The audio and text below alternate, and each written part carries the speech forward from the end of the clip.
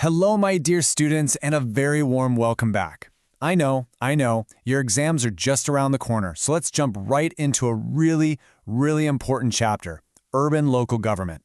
Now trust me, understanding this isn't just about getting those full marks, which we will, but it's also about being a super smart and responsible citizen.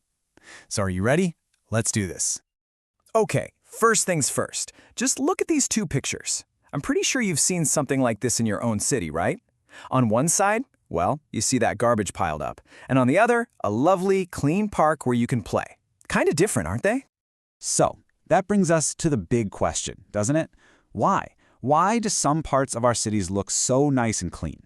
And other parts, well, not so much. What's really going on here? And who is responsible for all of this? I mean, really think about it. Who fixes that annoying pothole on your street? Or makes sure the garbage truck comes every single morning? Who's behind it all? Well, the answer, my dear students, is our urban local bodies. Yep, you can think of them as the superheroes of your city. They're the ones working behind the scenes, kind of like a secret squad, making sure everything runs smoothly. Okay, so for your exam, you'll need a simple definition, right? Here it is. Urban local bodies, or you can just say ULBs, are basically the local governments that run our cities and towns. Their main job is to make decisions for the people who live there. Super simple. All right, so now you're probably wondering, how does this all work? How does your local government fit into the giant puzzle of our country's government? Let's break it down, right from your own gully all the way to the top. Okay, look at this. It's like a pyramid, see?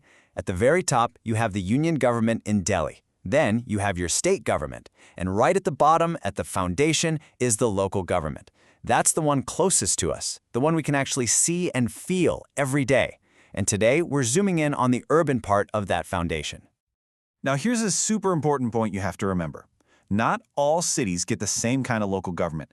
It all, and I mean all, depends on the city's population, how many people live there. That's the key. So, let's look at the three types. First, for small towns, the ones that are growing from villages into towns, we have a Nagar Panchayat. Then, for medium-sized cities, say with a population from 1 lakh up to 10 lakhs, we have a municipal council. You've probably heard of it as a Nagarpalika. And finally, for the really big cities, the metros with more than 10 lakh people, you get the big boss, the municipal corporation, also called a Mahanagar Nigam. And speaking of municipal corporations, just look at this. This impressive building is the Corporation of Chennai. A massive city like Chennai, with so many people, obviously needs a super powerful local government like this one to handle everything, right? Okay, great. So we know who they are and the different types. But what do they actually do? Like, what's their daily job? Let's find out. I bet you've seen those viral reels on Instagram or YouTube about Indore, right? India's cleanest city for 7 years in a row now. That's not just luck, That's the magic of a really great municipal corporation working with its people. So, what are their main functions? Let's go through them quickly. First up, and this is a huge one, solid waste management. Basically, collecting all the garbage and keeping our streets spick and span. Next, they provide us with essential services, and probably the most important one is making sure we all get clean drinking water. We can't live without it. And that pothole on the road to your school that you always try to avoid? Yep, it's their job to fix it. They build and maintain our local roads. But wait a minute, where does all the money for this come from? Good question. Well, they collect local taxes, like property tax. The money our parents pay is what they use to fund all these important jobs. Okay, so we've talked a lot about what the government does. But now, let's talk about the most important person in this entire story, you. That's right, because this is a team game. And you have to remember this phrase, BETA, Participatory Democracy.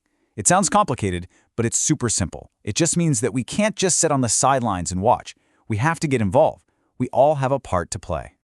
So you want to be a city superhero? It's easier than you think. 1, separate your wet and dry garbage at home. Easy.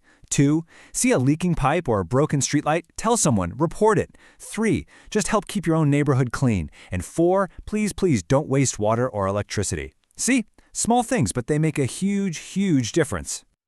Okay, my champions, exam mode on. Let's quickly revise the most important question from this chapter so you can walk into that exam hall and get full marks. Ready? Let's go. Here we go. This is a classic 5-mark question. What are the functions of an urban local body? I can almost guarantee you'll see a question like this on your paper. And here is your perfect answer to get those full marks. Just remember these points. 1. Infrastructure maintenance. Roads, drains. 2. Garbage collection and waste management. 3. Providing clean drinking water. 4. Collecting local taxes. 5. Implementing government schemes. And 6. Planning for the future of the city.